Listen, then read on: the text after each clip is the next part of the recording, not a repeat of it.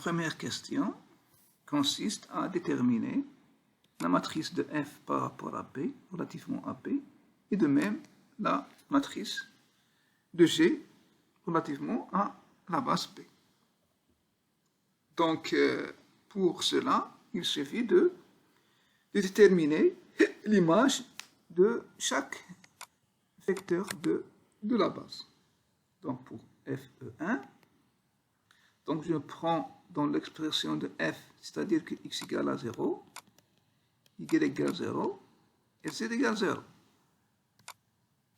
Et on obtient l'image de E1. De même, pour calculer f de E2, je prends x égale 0, y égale à 1, z égale à 1 dans la formule qui donne l'image. Donc, ça donne quoi? Ça donne moins 1, moins 1, moins 1. De même, f de E3. Donc, on prend x égale 0, y égale 0, z égale à 1 dans cette formule-là. Donc, on obtient l'image de E3, c'est de 0, moins 1. Par suite, on obtient la matrice de F dans la base B est égale, il suffit d'écrire l'image de F1 en colonne de chaque vecteur de la base. Donc pour G, par hypothèse, on a les images des EI. Donc il suffit de les écrire dans la matrice de G. Deuxièmement, calculons l'image de vecteur xy par z. Donc l'image de ce vecteur-là, il suffit de le multiplier par la matrice de H. Et on obtient l'image. Calculons l'image de xy, z par g de deux manières différentes. Première manière, c'est le calcul général en utilisant que g est linéaire et en remplaçant chaque fois l'image de EI par g. Et on obtient l'image de ce vecteur. Première méthode. La deuxième, c'est d'utiliser la matrice. Donc, il donne directement l'image de cet élément x, y, z. Calculer f rang g et g rang f de manière différente. Donc, la première manière, c'est d'utiliser la matrice. On sait que la matrice de G de f rang G, c'est le produit de la matrice de M fois la matrice de G. Et on obtient l'image x, y, z par cette application linéaire. Le produit ou bien le calcul direct nous donne aussi est égal à ce vecteur-là.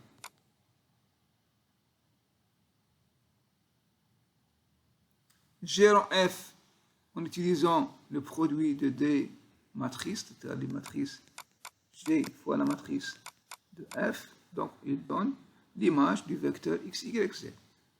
Donc de la même façon, on calcule G rang f par le calcul direct. Calculons la matrice de 2f plus 3g.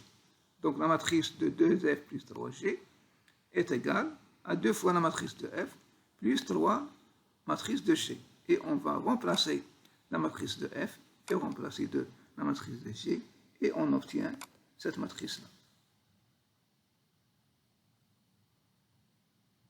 Calcule le rang de h. Donc on va calculer le déterminant de cette matrice-là. Donc ici je fais L3 plus L2 plus L3. Donc on obtient une ligne de 0.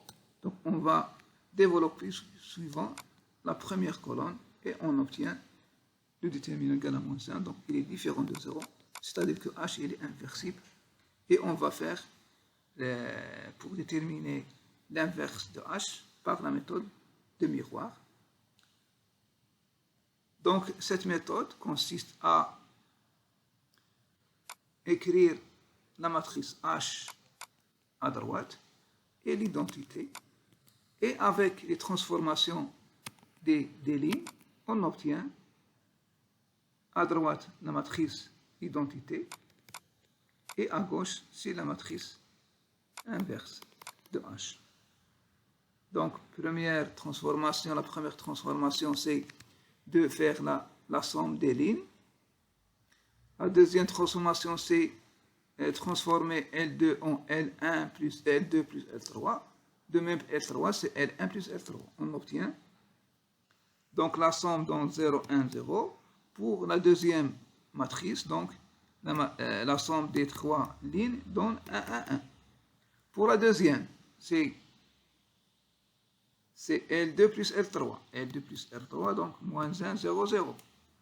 L2 plus L3 ici, L2 plus L3, ça donne 0, 1, 1. Voilà. L1 plus L3, donc 2, 0, moins 1. Notre matrice, c'est L1 plus L3. Donc, avec cette ligne donne 1, 0, 1. Puis, je vais laisser L1 constante et je vais multiplier L2 par moins 1. Et L3, c'est 2L2 moins L3. Donc, j'obtiens L1 reste fixe. Je multiplie par moins 1, donc c'est 1, 0, 0. Ici, c'est moins 1, moins 1. 2L2. 2L2. 2L2, donc c'est moins 2, moins 2. Plus L3. Plus L3. Plus. Donc, moins 2, plus L3. Ça donne 1, 0, 1. Enfin, j'obtiens la matrice identité ici et H-1 égale à ça.